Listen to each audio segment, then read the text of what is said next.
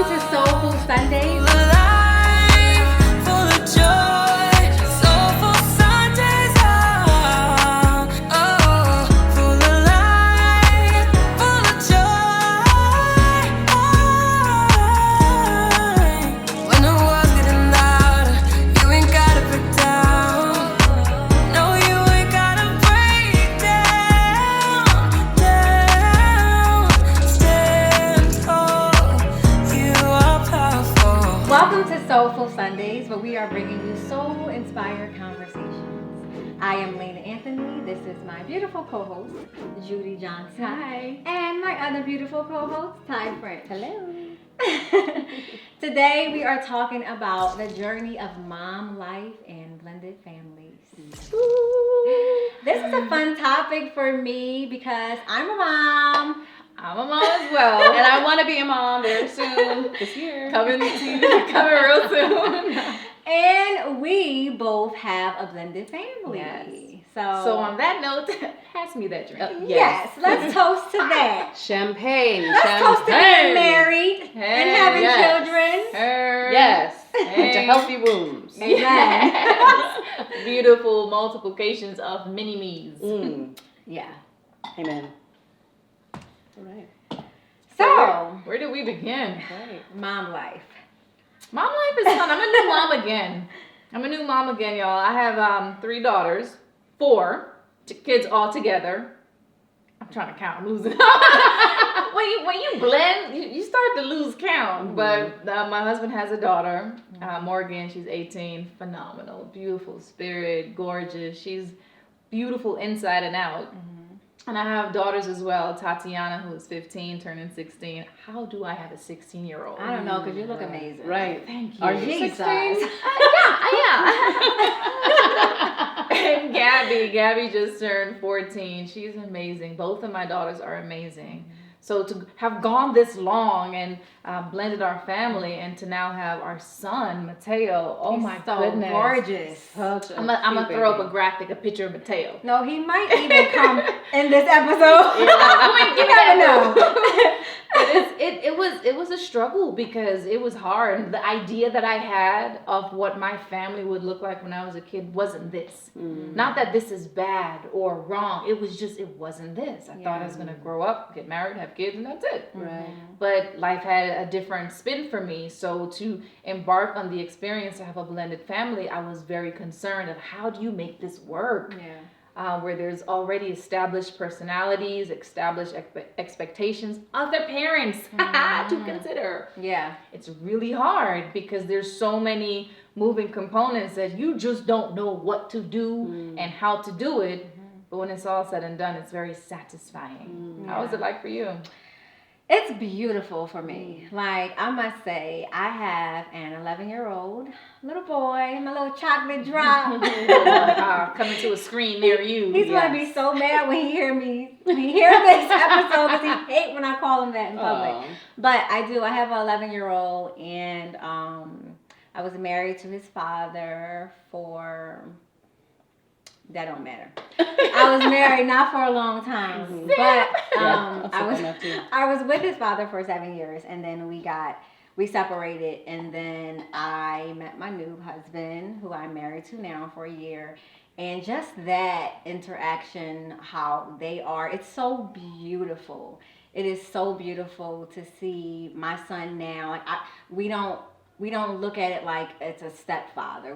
My son call him Pops, but he looks at him like he has a bonus dad. Yeah. He has 2 fathers, and the journey was very hard in the beginning. I remember when we went through the whole cycle of my son, like just sharing our time, and it was times when he would go to his dad's house for the weekend, and he would come home and he would be really sad because he wasn't used to it. He was used to having 2 parents in the home, and so having that back, 2 parents in the home, it's so beautiful. And then, like I said, their connection, how they're so close. Sometimes I really say, I feel like that's his son and not mine, because they're very close, and they share so much of the same qualities. Like That's beautiful. they both play basketball. Yeah. They're so athletic. My son is an actor too. My husband is an actor. So it's like, Yeah. it's so beautiful. Like, I'm truly, truly blessed. It was amazing that I remember your story is one where where the knowing that Todd, your husband, had that is my wife. Yeah. Came down from the point of seeing your interaction with your son. Yeah. And I know we're going to talk about mothers that are expecting and looking forward to it. But I really want the audience to hear this, because when I got divorced from my previous marriage, I was scared out my mind, because I was told, ain't nobody gonna want you with no 2 kids. Don't nobody want nobody who got kids. And I bought into that lie. And it made me conceal that I had kids from people that I encountered, because first of all, this is my personal business. You don't need to know who are you, what is your intentions, where are we going, do you need to be privileged to this information? And I kept it away. And that didn't really work, because it was a lie. I wasn't living my full truth. I wasn't being completely honest, and that's what I told myself, to believe that I was protecting my kids. When that was a lie. I was protecting my fear of what someone told me, that nobody would want me with kids. And I just kind of pushed away the idea that I would get married again. I pushed it away. But when I met my husband, I remember praying, Lord, please let this man have a child, because I need this person to understand what I've experienced, the sacrifices that I've made, the heartbreak that I live in, and the strength that I have. All of these things were components that, when you think about getting married and think about having kids, none of that come to your mind. But you're like, I don't know how to handle these things. So when Todd said that this was the determinant factor for identifying that, Lena, you my woman, you my wife, you're going to be the mother of my children, it was very empowering for women to hear that. Because a lot of people think, it's over for me, this is not going to work. And there's a lot of people that think otherwise, but I found it refreshing to hear y'all testimony. And I just really believe women need to know that people, you're being watched. That's not scary. But you're being watched. So I met my husband now in acting class, and we would hang out a lot. And we didn't start dating. We hung out for maybe a year as just friends, just getting to know each other, hanging out with other people, just chilling. Honestly, because she was like, who's that? No, seriously, because we already had that connection. We're from Philly. So it was like, oh, he cool. That's the homie. Like, that's how it was. So I was very comfortable with him. Like, I really built a really good friendship. Like, that's my homie. Like, even in our wedding vows, I was like, my homie, my lover. Like, that's literally what it is. And it wasn't until my husband now, well, at the time, we were hanging out, and I started bringing my son around, because I was a single mom. So I'm an actor. I'm not going to let me being a mother cripple me. See, that's the thing with most people. They let motherhood cripple you. But for me, it was like, no, I got to go get what I got to go get. I have to keep moving. My son is my motivation to go get what I need, you know? So I would take my son to acting class with me. He was going to auditions with me. I did not let it stop me at all. So I was at a game night, and Todd was there, and I just saw their interaction, like how he was just so cool with it. They were just like, I'm playing games, and Todd is like in a corner with my son, like playing games themselves. So that was cute, but I didn't pay any attention. I'm just like, oh, okay, cool. You know, he's keeping my son entertained. You know, so for a long time, I was just like, yeah, he's the homie, you know. But when we did eventually start dating, it took for my son. One day, my son said to me, "Mom, you should start dating." And I entertained his thought. I said, well, Taiki, if I was to start dating, you know, who would the ideal type of guy be for mommy? And I just wanted to see what he was going to say. And lo and behold, he said, I think Todd, Mom, he's really good, and he likes me. And I was like, okay. And at that time, I started seeing interest in him, but it still wasn't there. Like, I didn't know he was my husband. But at that time, I think that's what made Todd more interested in me. Like, seeing a different side, not just the hard Lena from Philly, Yeah. the defensive or protective Lena, I'll say, from Philly. But he got to see the nurturing side. Yeah. He got to see the motherhood, the loving, caring, you know, where I took my time with Yeah. my son. So he got to see that loving side of me, and that's what made him say, okay, that's my wife. That's who I want to raise my kids. So, you know, I'm truly blessed for that, because for me, I was the opposite of you. I was the one that was like, Lord, when you send my husband, I don't want him to have no kids. I was selfish. And I can really say I was so selfish. I didn't want to share. I was like, yeah, I got a kid, and so what? You bet you can't have none. And I put my foot down. Right. And thank God he blessed me with someone who didn't have kids. So now, but how we were able to open up our heart and welcome him into our life, but also how he adjusted and opened up his world for us, because it was no longer he's carrying one person. It was like he went from 1 to 3. Yeah. You know what I mean? Like he's carrying us on his back now, and it was this is not his biological child, but he didn't see it like that. He was like, this is my son. It doesn't matter. They're so great together. Yeah. Yeah, I mean, because I've even seen it. I remember one of the early times I went to your place, and I saw him helping him make a salmon burger. I'll never forget, because I wanted one. I don't eat salmon, but I wanted one that day. And it was just so sweet just seeing them. Like, he was like, oh, what do you want, cake? You know, they're making it together, and you were doing your thing, you know, hosting. And I was just like, that is so beautiful, you know, because sometimes when you see blended families, especially from my perspective, or the things that I've seen, like, yeah, the father or the stepfather is accepting, but it's not, they're not so involved. But Todd is so very involved. So it's just, you're so blessed to have that family, you know, and it doesn't matter if the same blood is there. Family is family. Family is family. And it's funny you say that, because the engagement, my daughters aren't here in LA with us.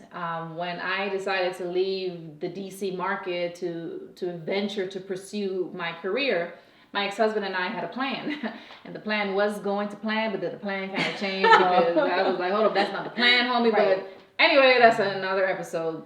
What was cool though, no, he was there to really support, and our daughters were very involved in everything that I was a part of. But as time went on, and as I found my way here, and everything that came with being in LA, my kids grew up. Time don't care who you are. It don't care what you want. It's like, listen, we on a schedule, and either you come in or you not. Right. And my daughters refuse to come to LA. Yeah. They love celebrities, but they want y'all to come to DC. Right. And you'll know them when you go to DC.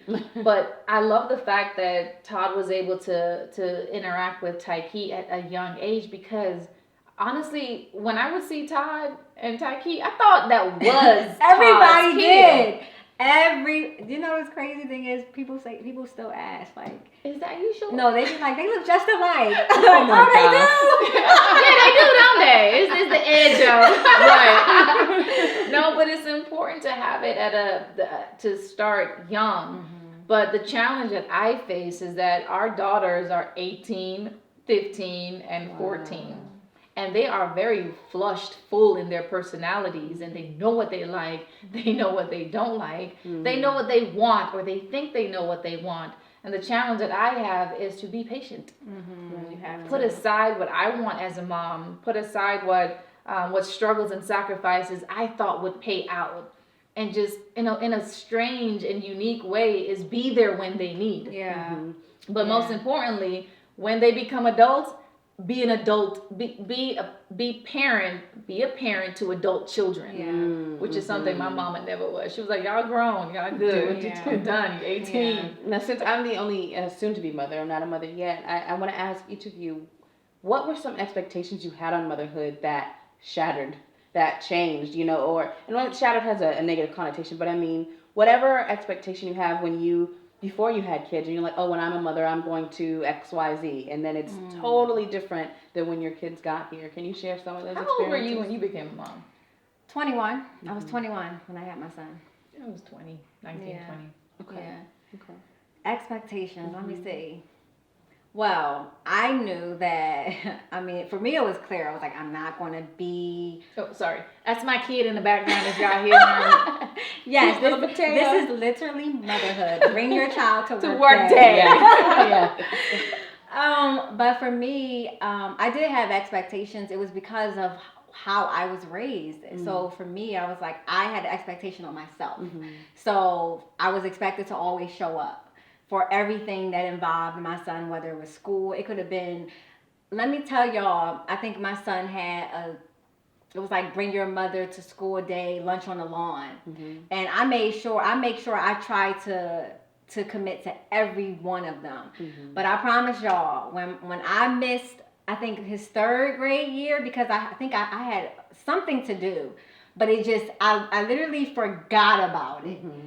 My son was so crushed just because of that one time where I didn't show up. But it reminded me, when he was crushed up because of that one time, it reminded me of all the times that my parents didn't show up. So I make sure, like, as a mom, I show up to everything. I don't care how small I may think it is, because what's small to us as adults, when we were kids, it was big. It's a big deal. Yeah. So I make sure that I'm very affectionate with my son. So and my son he's a boy. So you're not, people say you shouldn't be affectionate to boys, whatever. That's a horrible stereotype. But I had to deal with that when my son was young, But so I mean, I do have expectations on myself. I make sure that I'm just 100% there, committed in every single thing. I make sure that my son don't see certain things. I make sure that he's not exposed to certain things too soon. Because then you take the purity out of kids. And you kind of make them grow up so fast. Like, I feel like I had to grow up fast. So a lot of things that I went through, I try to make sure that I am very strategic in how I parent him. Not to make him blindsided by things, but to just make sure if he's shown something, it's at an age or a time where he can understand what he's seeing or what he's witnessing at that moment. So, I gotta say, mine's similar to yours, but slightly different, because when I became a mom at 19, I was pregnant at 19 or 20, 21. I had Tatiana when I was 21. I gotta say, I thought I was gonna suck. Yeah. I thought I was gonna tank. I wanted motherhood, but I didn't want it that soon. And I thought I was going to do a bad job. I didn't understand love, because although I grew up in a home with both parents, I didn't really see love. I knew they loved me, they cared for me, they provided for me, but I didn't feel love. And so I didn't know if I had it in me to give love. And when Tatiana was born, it was instant love. Wow. Yeah. It was instantly, Wow. oh my God, I love this little person. And it was beautiful. And when Gabby came, I was like, I don't know how I'm going to love two. What's going to happen when this child comes? Because I'm so in love with this kid. Yeah. But someone at the church told me, your love don't divide, it multiplies. That's so good. And then That's good. when Gabby came, I had one little kid on this hip, I had another kid on this hip, and I was just trucking along like I'm in love with two amazing kids. That's beautiful. That's good. I've got to Yeah. say this though, and it might get me a little teary-eyed. You might see a lashes, but I don't want it to. when the divorce came, I didn't know what to expect. I didn't expect that. And I've never seen my parents go through a divorce, nor have I ever seen any relative go through a divorce for that matter. If they did, we didn't know. I learned the word divorce when I moved to America. I was like, what is that? I don't know what that is. That don't make sense to me. Oh, you can do that? Wow. Now remind us how old you were when you moved to America. I was 10. Wow. And then I got married at 19, had a kid when I was 20, 21, got divorced when I was about 25, 26, and was just spiraling out of control. I was a militant mom because now I have to protect my kids from the world, especially what was in my ear. Don't nobody want you. That your kids will, the chances of them being molested was higher because you're in a home by yourself. You bringing men in and out, which I wasn't, but it was just, don't nobody come through my house. You can't come. I have daughters. Yeah. So even to put the limitations, I'm trembling, even to put the limitations on myself, like, well, life is over. I can't pursue goals. I can't pursue dreams. I got kids. I can't do this. But I looked at my kids one time and I was like, there is no way in the world that it ends here. Right. Yeah. That if I have to show you how to do something, even if it hurts, I have to prove it to myself and prove it to you that you can go after it. Yeah. So all these expectations was developing and bubbling after motherhood. Yeah. I wish I had known that I had to plan out a little bit better. Because my kids suffer. Yeah. They suffer the time loss. And when you talked about going to functions and events, I have missed rehearsals. I have missed performances. I have missed special occasions. I have missed days where you cannot get it back. Yeah. And as much as I sit here and I think, you know what? Motherhood is a blessing. It's a heavy weight to carry. Yeah.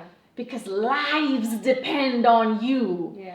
And when you don't even know how to decide for yourself, you realize you're not making the best decisions. Yeah. But I'm like, God, whatever it is, wherever the destination goes, let the sacrifices be meaningful. Yeah. Even if they don't understand it, they will. And I pray to God they never go through the steps that I took to get to where I am. I just pray that they will stand on my shoulders and start where I stop. Yeah, that's And good. that's like, they may not like me right now. They love me, but they don't like me. Yeah. But But a lot of times we don't understand that what our parents do, you know, when we got to realize that a lot of things that our parents do, it is to benefit us. Yes. it is. So And they it may hurts, not though. it does. It And hurts. it's a sacrifice, you know, like we're all actors. I mean, I'm an actor, so sometimes I got to travel to leave my son and you know, but at the end of the day, it's for it's for a greater good. Well, it's for a my greater mom good. and dad left Jamaica to come to America. I hated them for that. Can you believe that? My dad had to run across the American border to go to a Canadian border to stay in America. And my mom had to suffer the weight of taking care of us and come to America and care for everybody else, all these other kids, but didn't care for us. I hated her for that. I was like, how are you going to leave us to go take care of everybody else? And it was one of those Jamaican things. accent coming out. It was one of those things that they could not explain it to me. And my mother never, to this day, my mother would not explain it to me. But here I am, having left my homeland of DC, technically, to come to LA. And I used to explain. It doesn't matter how you explain to kids. Yeah, you do have to show. And even now with Mateo, I hold on tighter. Yeah. I hold on tighter. I gotta be careful not to hold on too tight. But all these sacrifices, you just want to be the best. Even for Pierre's daughter, it's like we want the best. And we are working our butts off for the best. But the journey to get there, I pray to God It's that a sacrifice. everything for them equals something greater. That was It's so definitely a beautiful. sacrifice. That was very Thank beautiful. you for sharing and opening your heart. That's tough. Yeah. I was over teary eyed. Like, oh That's my why gosh. motherhood, when you embark on it, oh my gosh, Yeah. you're gonna fall in love. You're going in to fall in ways love. I can't wait. That Yeah. is impossible for your heart to know. I can't It wait. definitely changes you. Like it changes your womanhood. It can make you better or it can make you worse. And I hope that it make you better. Like I feel like motherhood made me a better person. It made me a better friend. It made me a better wife.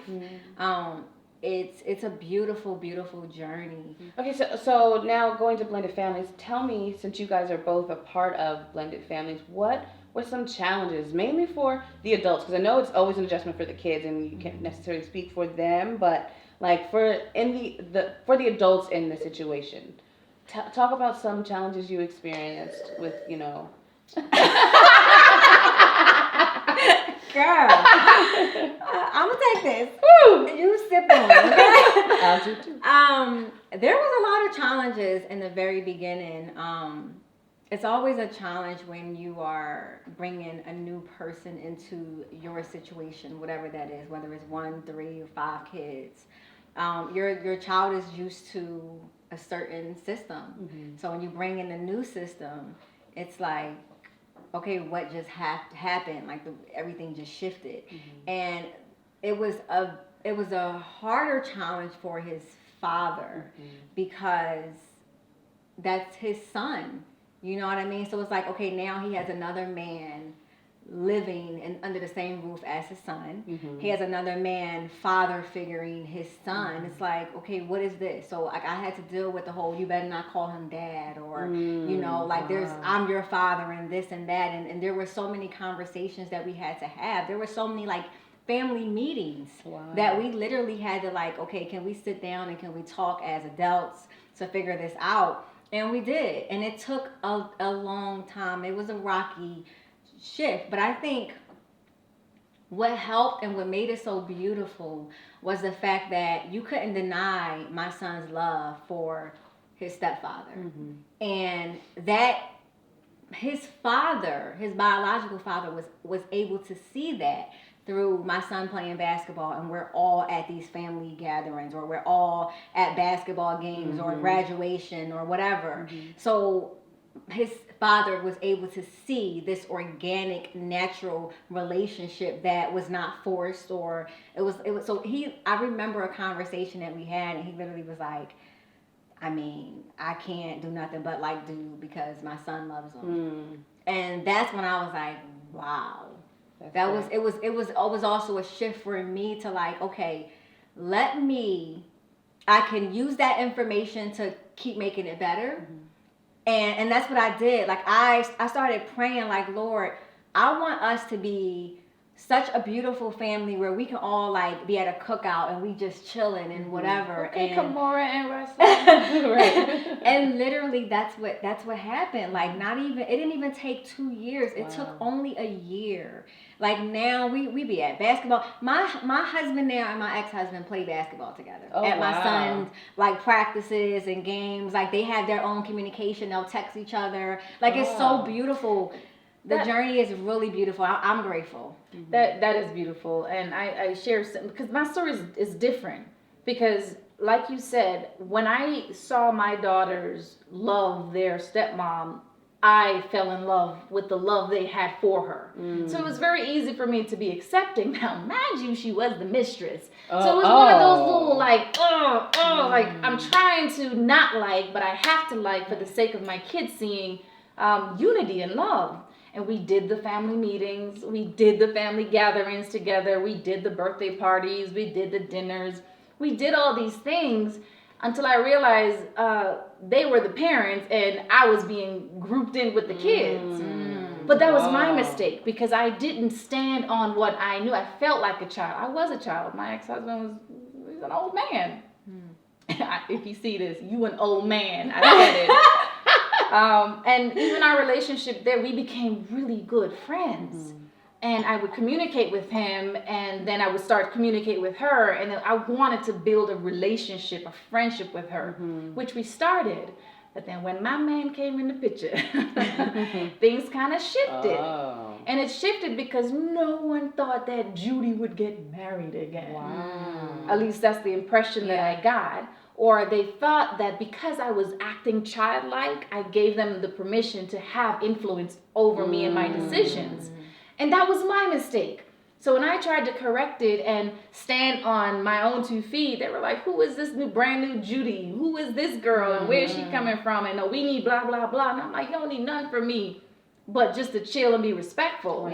And when a line was crossed on one good old faithful day, I made the decision that was it.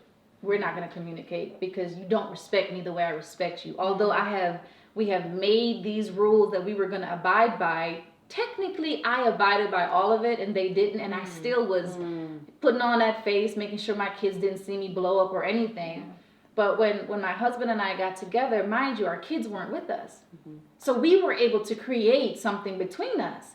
And sadly, we weren't able to create it with our kids. But as we try to include and make certain that they have a safe environment, they really don't want to see that right now. Because they're more interested in getting Uber to go to the mall, to go hang with their friends, to go over to this person's house and hang out and be kids, which nothing's wrong with that. But it's just the blendedness isn't completely blended yet. And it's going to take time, takes but time. we're going to experience the beauty of our blended family when they adults. Right. When they stub their toes in some very difficult situations that only we have experience to guide them through it. And everybody's journey is different. Maybe, you know, God has your journey this way because it could be a lesson for your children or whatever. We don't know. I don't want it to be their lesson. But we just never know. But it could be, because it could be like, well, what if when they get older they go through the same thing? I don't want them to go through the same but that's thing. not your job. You know, you can't decide what's supposed to happen. You know, God has us on this journey of tests for a reason. So you don't know what their growth or experience need to be for them to grow in a certain way as a mother, as a woman, or whatever. They are loved though. They are loved on both sides, and I think as adults, my ex and his wife and my husband, we all want the benefit for our kids, including my husband's daughter. We all want them to be better than who we are. Absolutely. But at some point we have to let our expectations go and see who they become and then figure out, well, okay, I can help you this, I can help you that, I can help you here. And it requires us as adults being mature, regardless of what we've been through, what we like and what we don't like, and realizing, all right, we got to make sure that we set them up for greatness. Yeah. Now, a question, you answered it. I was going to ask, now on the other side, it's very quick. I know we're going to wrap up soon, but I wanted to know if your exes had new lovers. And so I heard stepmom, I heard that story. What about Tyke's dad? Tyke's father too. He has a new son. Well, I think he's almost 2 now. Oh, okay. And he has a beautiful girlfriend that I love. Okay. I mean, she's so good to Tyke. And I remember having a conversation with Tyke, and I said to him, because his son is now 2, I said, if they were to ever get married and you wanted to call her mom, I don't have a problem with that, because I know my place as your mother. That's big of you. Like, I know my place. Nobody, it does not matter what she came in and did. It does not matter. She can never take my position. I'm the one who birthed him. That's big. I don't think I could do that. I'm okay with that. I don't mind, because I feel like if my son is 11 now and she came in his life and they were to get married, that's years of this mother figure being in your life. Yeah. It's okay to call her mom. And my husband, he comes from a blended family. So he already had experience with having a stepfather and having a stepmother, and he calls his stepmother mom. And I think that's beautiful. His mom was the same way. She was like, you know, if you feel led to call her mom, call her mom, because she's going to be there at times where I'm not there. You're going to need her. You know, I could be whatever. I could not be available, and if you need that mom right there, I don't want you to not get what you needed at that moment. So if you feel like she could be that mother figure for you, then go on and do that. I wasn't that mature when that happened to me, so I was like, you need to have a conversation with our kids. It was one of those, hey baby. So we're going to introduce Judy's son, who's over here. Love. Since he already made his background cameo. Mateo. Her twin. Mateo. This is her husband. Hi, baby Mateo. He's a little sleepy, my little power napper. He's so adorable. Where's your pants, bud? And the whole time we were behind stage, Kai was like having him the whole time, so she's ready for motherhood. Yes. Especially if you're gonna be that cute. I want her to be that I think he likes my shirt. So are you and your husband practicing? Yes, we are. Practice makes perfect. We are trying. We're hoping that God will bless us this year with some beautiful babies, maybe twins, maybe. Amen. I received twins. So yes, we are, and so I'm looking forward to it. And just hearing you guys' stories, it definitely will add strength to mine. You know, just knowing what you guys have endured, and knowing, especially hearing you talk about that instant love. And I've heard it, you know, before, but just to see how you guys talk about your children is so beautiful, and it gives me more hope, you know, than before this conversation. And you have us. Yes. And you can practice on baby Teo right here. Yes. Yes. He's ready to be nervous. Well, hopefully me and Ty be pregnant at the same time this year. I'm down with it. Get me off of this camera. All right. On that note, we are going to wrap up. Yes. Thank you, Mateo, for joining us on this episode of Blended Family. So full of life. So full of love. So Soulful Sundaze. Sundaze.